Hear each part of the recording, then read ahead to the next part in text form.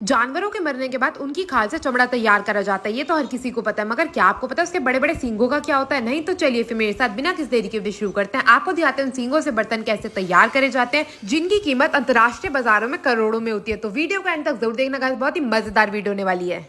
तो जानवरों के सींग से फैंसी बर्तन बनाने के लिए यहाँ पे सबसे पहले सींगों को इकट्ठा करा जाता है। तो भारत देश के मरे हुए जानवरों के साथ साथ अफ्रीका, अमेरिका के भी जितने जानवरों के सींग होते हैं वो भी यहाँ पे इम्पोर्ट करे जाते हैं। तो जो सींग होते हैं ना, उनकी भी छटाई करी जाती है। जो सबसे बढ़िया क्वालिटी के सींग होते हैं उनसे सबसे महंगे होम डेकोर के पीसेस तैयार करे जाते हैं। उसके बाद जो बचा कुचा माल होता है उनसे बनते हैं बर्तन, जिनकी खपत सबसे ज्यादा सऊदी के देशों में है। तो सींगों को बांटने के बाद अब एक एक सींग को लिया जाएगा, उसकी कटाई शुरू करी जाएगी बर्तन बनाने के लिए। तो यहाँ पे जो कब तैयार करे जा रहे हैं तो उसके लिए सबसे पहले गोलाई में काटा जाता है और उसके बाद नाप के उसमें आकार दिया जाता है। हर एक सींग को बराबर तो काटा नहीं जा सकता, मगर उसमें आकार जो है वो सेम दिया जा सकता है, ताकि कोई भी डेकोरेशन पीस अगर कोई 2-3 लेता है तो उसका सेट जो है वो पूरा हो सके।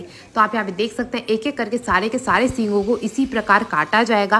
पहले नीचे से गोल काटा जाता है, उसके बाद उन्हें नापा जाता है और नापने के बाद उसका जो हैंडल होता है ना, वो भी एक ही सींग में से निकाल लिया जाता है। अब जो सींग का बाकी का हिस्सा बचा नहीं, वेस्ट नहीं होगा, इससे बनते हैं तरह तरह के ब्रेसलेट। तो यहाँ पे जो सींग होते हैं, कुछ कुछ सींग में हड्डी रह जाती है, कुछ में तो ऐसे ही निकल जाते हैं। जिनमें हड्डी रह जाते हैं उन्हें भी अलग कर लिया जाता है। अब ये जो बड़ी सी मशीन देख रहे हैं ना, इसी का सबसे बड़ा खेल है, क्योंकि इसी मशीन से सींग का जो है बिल्कुल ही रंग रूप सब बदल दिया जाता है। ये मशीन होती है रबिंग की। तो यहाँ पे सबसे पहले जो कटे हुए सींग आए थे उनकी रबिंग शुरू करी जाएगी। उन्हें एक आकार दिया जाएगा कि वो देखने में जो है ना सुंदर लगे। बिना सुंदर के तो आजकल कोई चीज खरीदता ही नहीं है, तो इसको सुंदर बनाने के लिए यहाँ पे रबिंग का इस्तेमाल करा जाता है। तो बहुत ही मेहनत के साथ 3 भैया ये लगे हुए, हर एक भैया के पास एक एक सींग का जो ढांचा है ना, कम से कम 15 मिनट तक रहेगा और फिर वो आगे की ओर भेजते रहेंगे, ताकि तीनों ही हर एक सींग को रब कर करके उसमें चमक पैदा कर सके और वो देखने में इतना सुंदर लगे कि जिसकी निगाह इस पे पड़े ना, वो कह ही ना सके कि ये सींग से बना, उसे एकदम खरीद ले।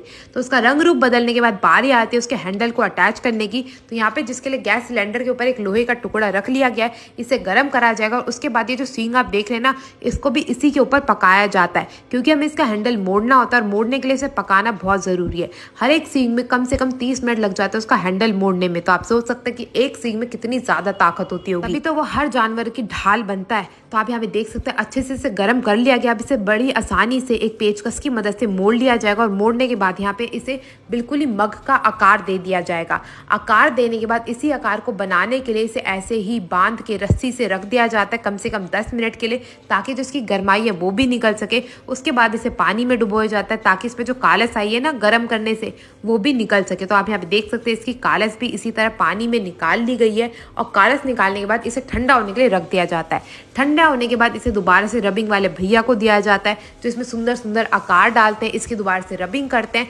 ताकि इसमें दोबारा से चमक आ सके और ये इतना सुंदर लगे देखने में कि मैं आपको क्या ही बताऊं।